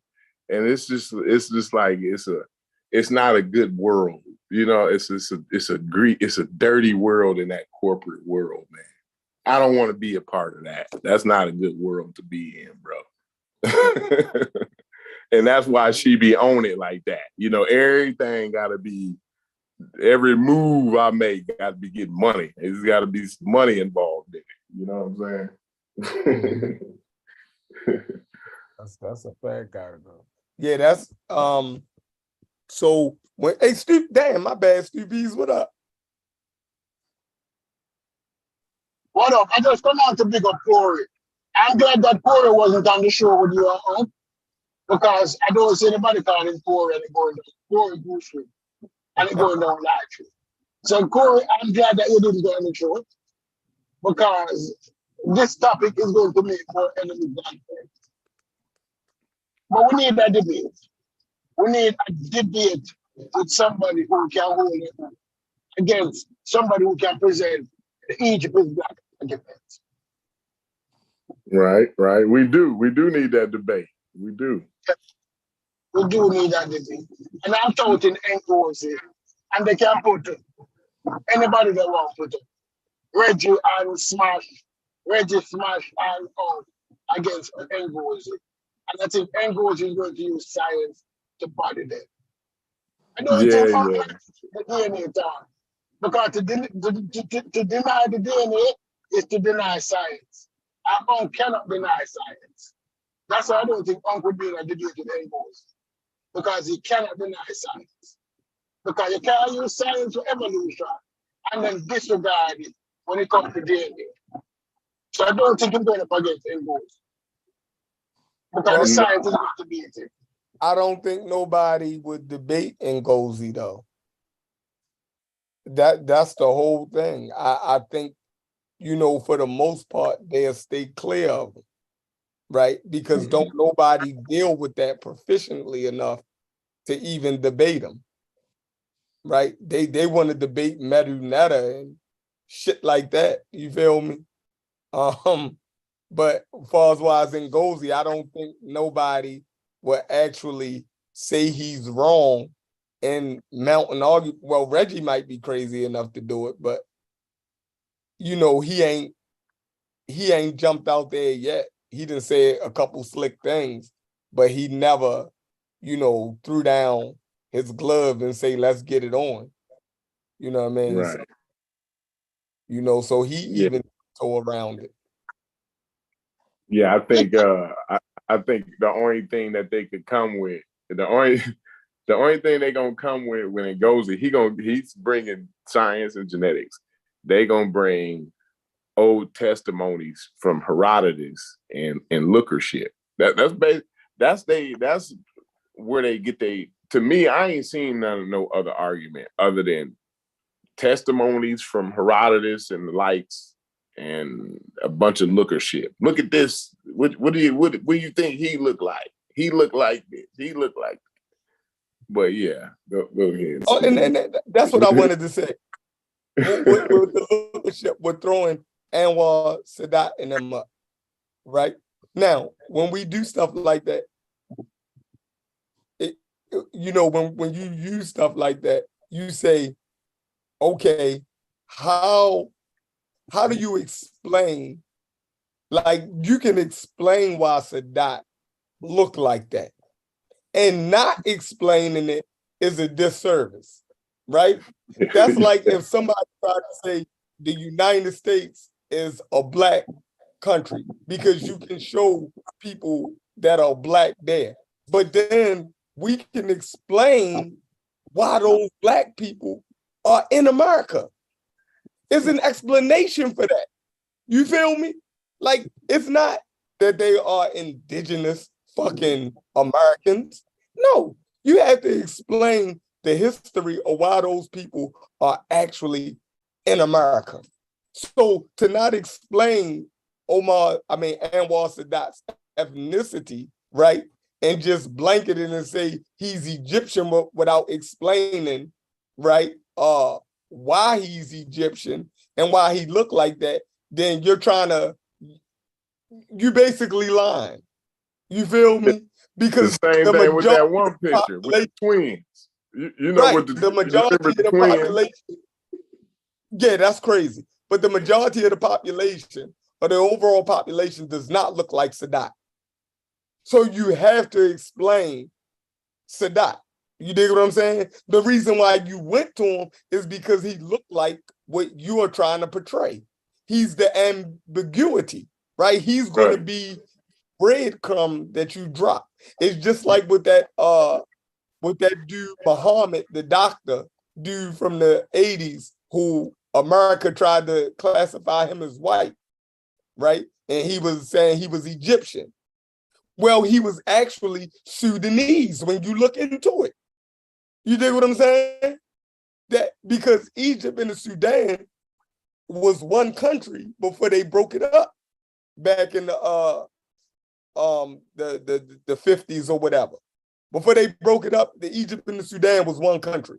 So people that dual citizenship, you could be Egyptian, you could be Sudanese, you could choose whatever one you want. You feel me? And it was people that moved into southern Egypt for refuge when they flooded the Aswan Dam or whatever that shit called. So it was a lot of shit going on in that region why people or those darker people ended up in southern Egypt, right? That's why you got the Nubian village.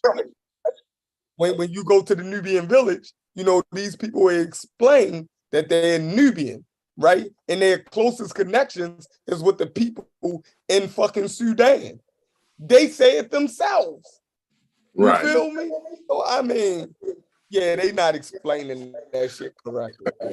Yeah, just like you get with a lot of the borders, like look at Ukraine and Russia. I mean, like that's just like, you know, you got some people there closer to the border that identify as Russian.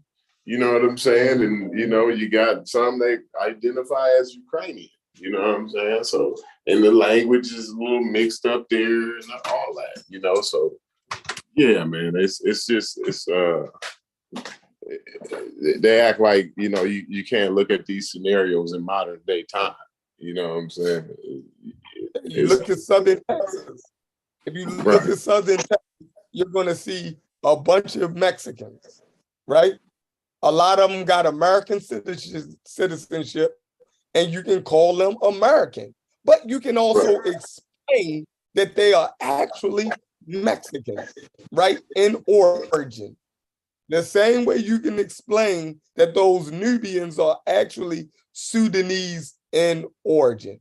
And even in ancient times, the border of Egypt moved as they took new territory, right? Egypt went all the way up to goddamn Israel. You know what I mean? At certain times, their borders stretched. You dig what I'm saying? Don't nobody call the fucking Israelites fucking Egyptians. No, but they was in the geographical region of the Egyptian Empire. Right. Absolutely. The same way parts of Nubia was. So, you know, all right, y'all, I gotta get out of here. I gotta go do this event. Appreciate it. I guess somebody gonna go live and tell us why we wrong and how we was on. So we watching out for that. What can I say one last thing before you go? Go ahead, Do Steve. you blame the professor, the Egyptian person who was in charge of the Egyptian antiquity program? Do you blame him for his ritual and his meanness? No. You know, You talking about Hawass? yes. No. I think Hawass, I mean, you get fed up, right? You get fed up with non-scholastic people telling you about your field of study, right? Who name the person that was qualified that actually went up against Hawass? You can't. Name a person qualified in the field that's saying what these niggas is saying that actually tried to correct Hawass. Do you think Reggie can hold him on against Reggie? Yeah, Reggie's full of shit. No, because he acts like, where is your degree? Where I remember when him said that to Cole, when him said that to me. Where's your degree? Where's your this, that? Where's your so and so? So I would put him up against Hawass. Prove yourself. Since you're the Floyd Mayweather, prove yourself. But anyway, I want to jump on. Before you go, hold on. Let me do this. Since people think that, you know, anybody can say anything to Hawass, let's do this. Let's do this. Just to show that it's levels to this shit. It's levels to this shit. And I don't think we have anybody that's on this guy level at this point in time. Right? All right, let's go to Korea. All right. Archaeology and early governmental Korea, education. All right. It says Hawass was associate director of excavation at Hermopolis in 1968 and Tariana in 1970 to 1974. Since 1975, he has been excavation director and restoration director at various throughout Egypt, predominantly and at Giza, right? From 1969 to 1975, Hawass was inspector of antiquities for a multitude of archaeological expeditions. For instance, the Yale expedition at Abydos in Egypt in 1969 and Abu Simbel between 1972 and 1974. He sporadically taught Egyptian archaeology, history, and culture at universities in Egypt and the USA between 1988 and 2001, most notably at the American University at Cairo, the University of California, Los Angeles, and Alexandria University.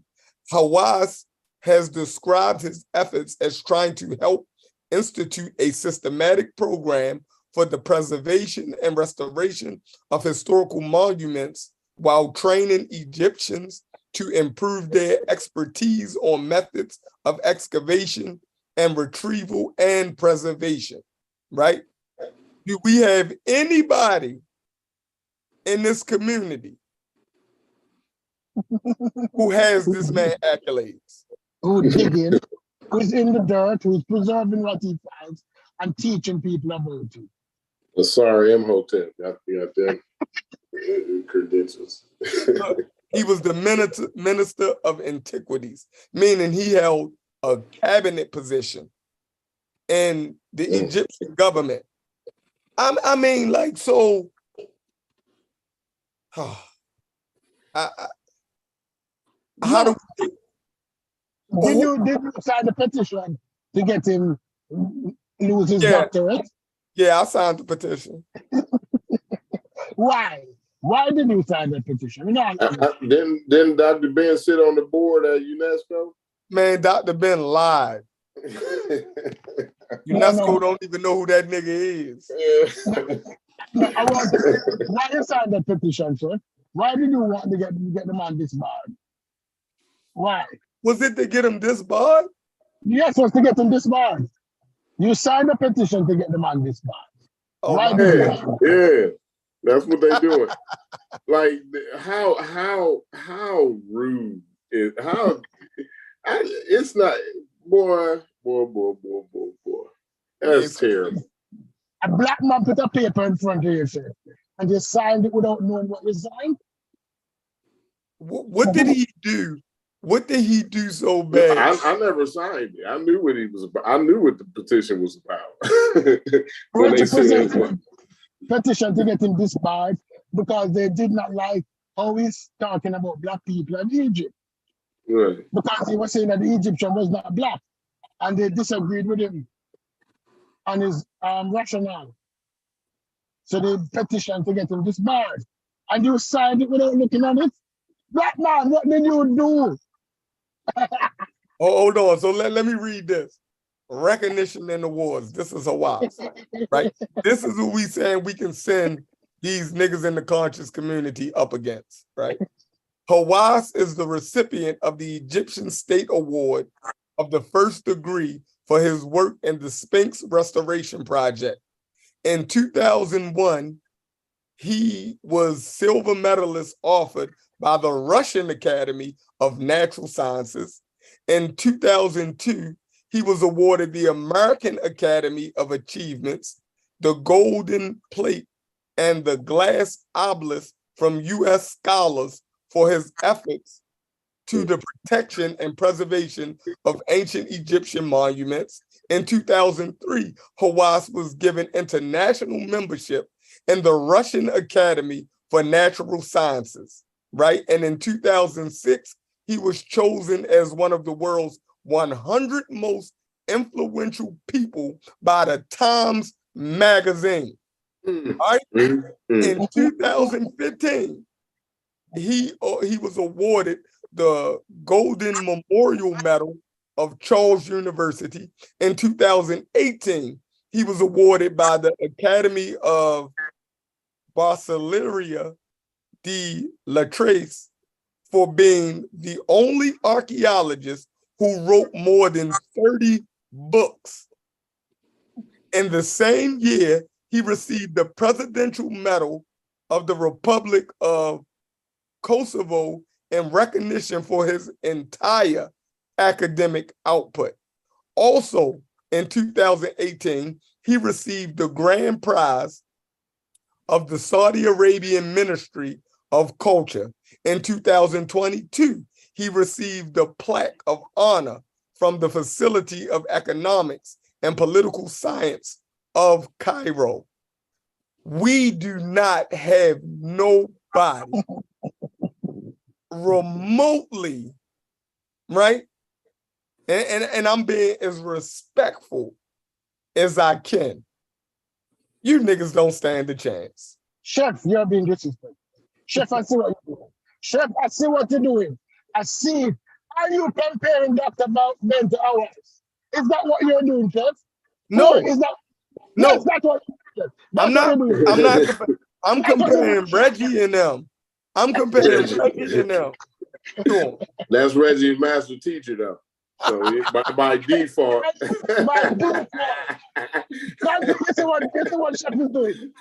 Chef is doing content. Chef. Hey, but did you see how many different countries? You didn't even have all of them up there, but I counted 10 of them. How many honors? Yeah, he got honors and recognition from 10 different countries. As far as I can see, probably it was likely a lot more than that. Mm-hmm. And this is the guy. This is the guy. They trying to. You said they trying to do what to him? To disbar him. Yeah, get him disbarred. You know, one of his biggest things, right, is he is fighting to get Egyptian back into Africa. Back into Africa.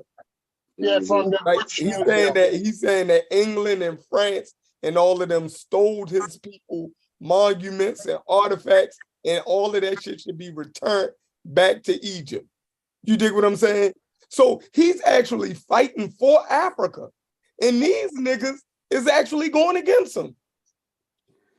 See, he's a real Egyptian, y'all. I know y'all have to hear that. He's really fighting for the real Egypt. I don't know what you niggas fighting for. I don't know what you niggas fighting for, yo. You feel me? He want them mummies and shit. Bro. He's a real magi. Yeah, he's a real magi.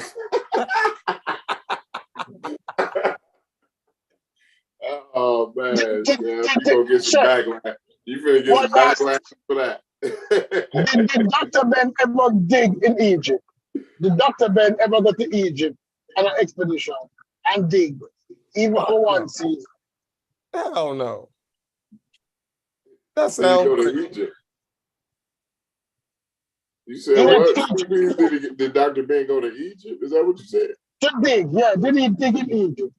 Did he become part of an expedition for the university that he taught? Oh, yeah. I don't know. I seen him.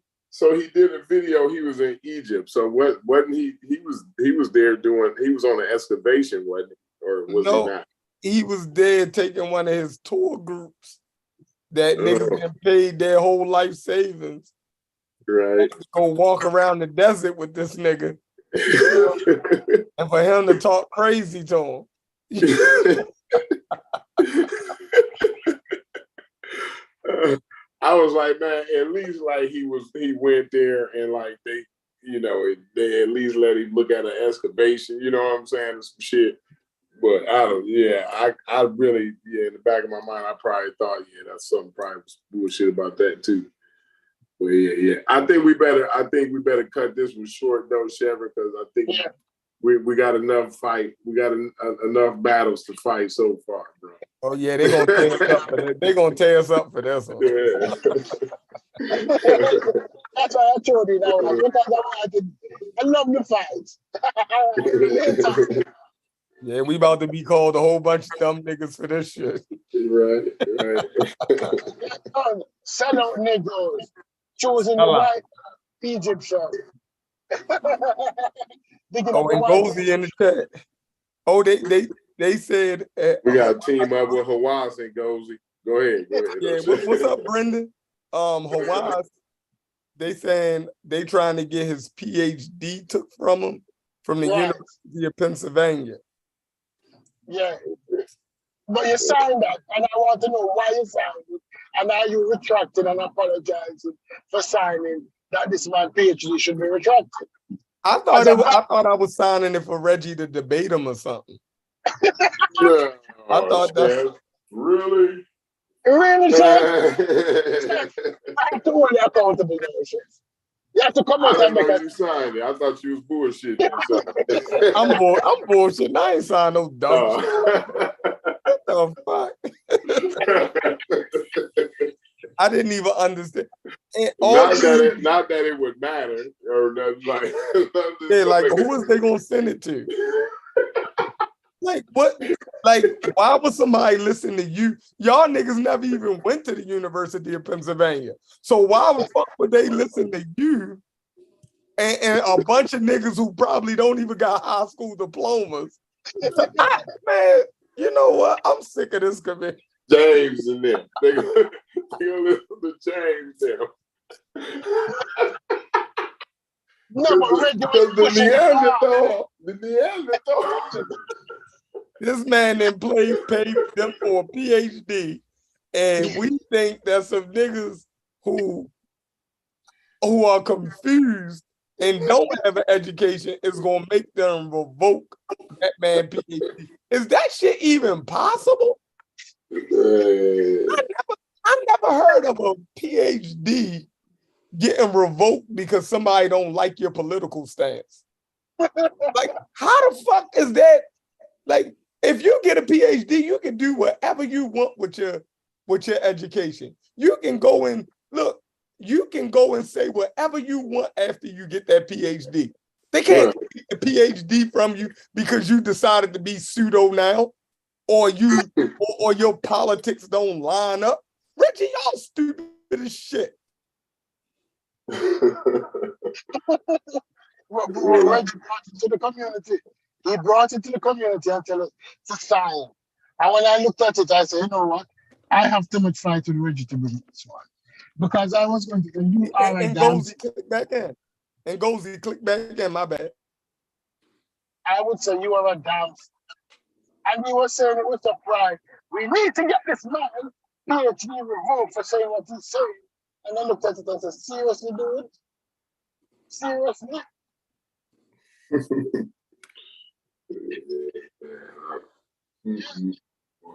Yeah, I couldn't believe they had that petition going. I'm like, bro, Reggie needs to stop. He needs to cut it out. I'm like, James, man, you need to cut it out. No, people who believe in aliens, who believe in what that missing city name that Pluto spoke about, Atlantis, is going to get this man PhD revoked. Is that what we're saying?